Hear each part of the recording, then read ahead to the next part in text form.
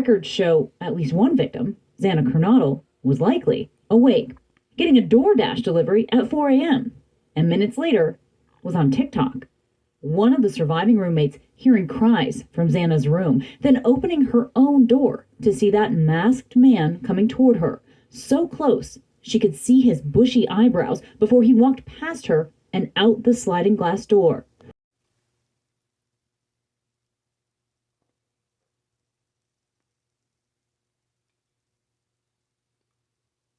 If you have accepted the theory, the notion, the lie, the fiction, the fabrication,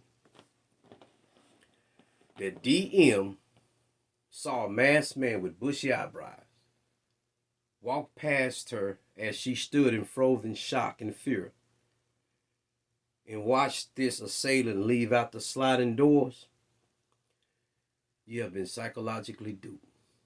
You fell for hook, line, and sinker. That whole narrative is a fabrication by the FBI and the police and DM. And I'm going to prove it. Let me say this here. There is no disclaimer on this. I charge the FBI and the Idaho police and DM with conspiracy to convict Brian Kohlberger. Remember, the police initially said that the two surviving roommates was on the first floor in the bedroom together with the door locked. And they reasoned that the assailant didn't know there was a room down there because it was an add-on to the home. This is the reason why DM or BF never came out and made statements about what happened that night. The police did not want them to say anything, because the police from the beginning, after they realized that they couldn't prove or arrest the DM or BF as suspects because they actually had nothing, and they just asserted that they didn't hear anything, the police realized that we're going to need an eyewitness. So they don't make statements. At the point, I'm going to tell you, DM or BF did not understand at this point in time initially that the police would force them to enter into a conspiracy with them. This is why they never came out and made statements. The police say don't make statements. It wasn't to protect them. The police realized right from the early start that they needed one of these surviving roommates to be able to act and pretend to be an eyewitness. They knew that at some point that they would manufacture one of these surviving roommates as an eyewitness. Stay with me. I'm going to show you something.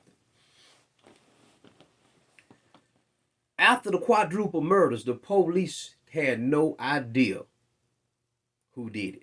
It was only after the gas station attendant turned over footage that this car was seen leaving very fast from the area.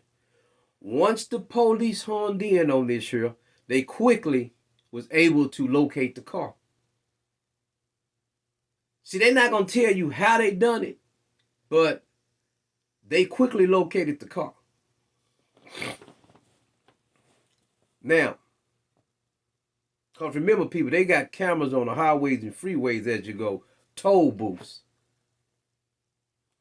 Now, so they did not do anything spectacular. Now, once they did this here, during the investigation, this is what they told DM. We want you to say you saw this guy with the bushy eyebrow. They believe that this is the guy. They just want to be able to plant him there by way of a fabricated witness, which is DM. So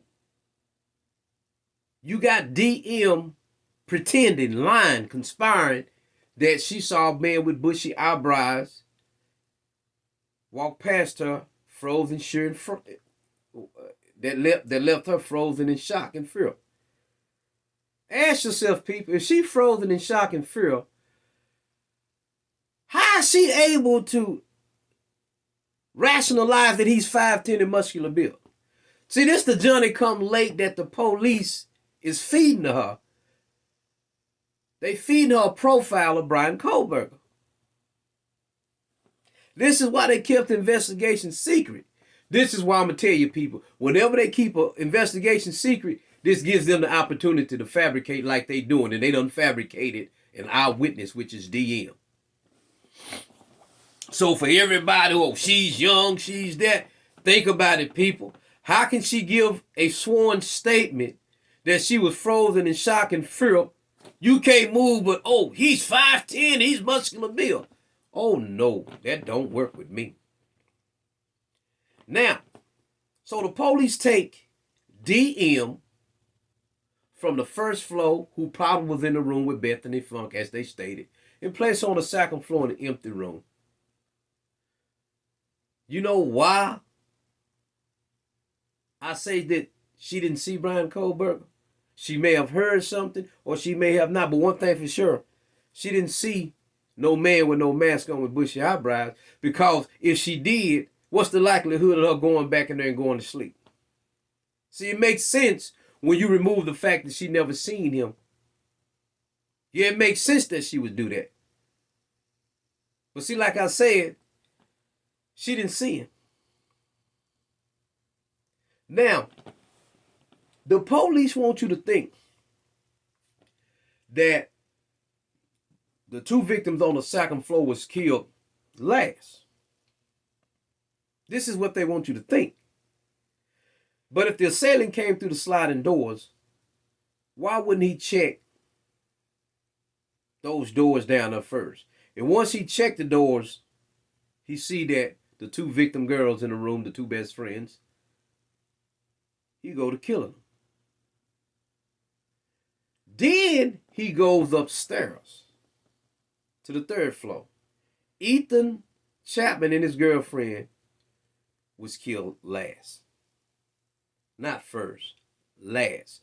This is why Mr. Concalves stated, why would he need to go to the third floor? Or Mr. Concalves thought that when they came into the first floor, why would he need to go to the second floor? But when you look at back in retrospect in what I'm saying now, think about it. Allegedly he come through the sliding doors, this assailant. But I'm going to say Brian Kohlberger because everybody got him pegged as the killer. And he very well may be the killer. But what I'm saying is, everybody has scrutinized Brian Kohlberger's conduct. The expert, the psychologist, the retired FBI and CIA agents and attorneys. Oh, he's so involved. He's obsessed with his case. Why wouldn't he be obsessed with his case? His case is his life. But nobody is analyzing why the two roommates wait 8 to 11 hours to call 911. We can dispel the BS that they may have had drugs in the house. So how much drugs would they have in the house to wait 8 to 11 hours to call 911? We give too much benefit of the doubt to the survivors. Well, alleged survivors, because you can't be a survivor if you was not subjected to the killer or the attacks of the killer, and you claim to be oblivious to what was going on. You feel me? How can you be a survivor? How can you be a survivor of cancer if you was just sitting by a person with cancer, but you never had cancer? Does that make sense? It gets no better than that. Now, think about this, people. Once the police realize the two roommates are really suspects, see, simply because the police ruled them out as suspects does not mean the defense cannot say that they are suspects, cannot say that the police just ruled them out to make it simple. Because DM affidavit is suspect because it's after the fact. This is why she never made a statement. The police said, no, don't make no statement.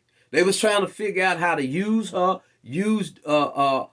of those survivors, alleged survivors, as a witness to make a solid case.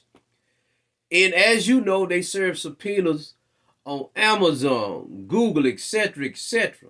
The only reason why they do that, people, don't be fooled by these attorneys and these legal analysis. They do that when they don't have anything. They fishing. They throw on a line trying to get something to connect because they know they have Nathaniel. They have nothing. That's why they do that. Now, let me tell you something. The prosecutor don't want this case to go to trial. I'm going to be honest with you. If they go to trial with a jury, they may get a conviction and they may not. Sometimes the jury will act irrational and get a conviction. But let me tell you why I believe the prosecution and the police know that they don't really have a case. This is why they have trumped up and started focusing on Brian Kohlberger, calling friends, trying to analyze his conduct, trying to say he's obsessed with his case, trying to say he's emotionless when he went in court. Well, when you go into court, who wants to be smiling? If you watch court cases in real life, you see a lot of people go in there lacking emotion. What type of emotion should they exhibit in court? When I go to court, I don't show any emotion. What's emotional about it? It's just business. But let me put it like this, people. If you look at the fact that Bethany Funk claims to have heard nothing, claims to have never went upstairs to see the victims, even after the fact, my question is, what was she doing from those 8 to 11 hours before they called 911? After they so-called revived DM after she fainted, what was she doing? As we know, the victim was cut, fingers cut, about to fall off, cuts in the neck, blood flowing out the side of the house. So you mean to tell me that they heard nothing? Ethan Chapman was in the hallway. The police initially said they all died in the bed. The coroner say they died in the bed. So if they lying about that, what else are they lying about? They don't lie about this whole investigation to direct our attention to Brian Kohlberger, when Brian Kohlberger more than likely or possibly could have had assistance. Okay? It possibly could not have actually been the killer. That's just my take on that. When you look at how social media has handled the case, they handled the case as though Brian Kohlberger is the killer. Calling, doing interviews with friends, when people trying to make it look like after the case he changed and all this here. Come on now. But they haven't did this to the so-called survivors. My question to DM and Bethany Funk is this. When y'all woke up, what time did y'all wake up? What time did you see the victims? And when you saw the victims, what did you do? So you telling me DM saw the victim, run out the house and faint with her phone in her hand. And when she ran out and faint with the phone in her hand, what was BF doing? And when the people came to the house, what was they doing at a crime scene? Why doesn't the police have a problem that the crime scene was contaminated for 8 to 11 hours? Why haven't the media or YouTubers focus on that? You know why? Everybody want to kiss the donkey. Everybody want a pat on the back. Well, I don't want a pat on the back. I'd rather you knock me upside the head. Because I'm not gonna ignore a serious problem with this case. Good morning to all my subscribers. Thank you for staying subscribed. And y'all have a good morning.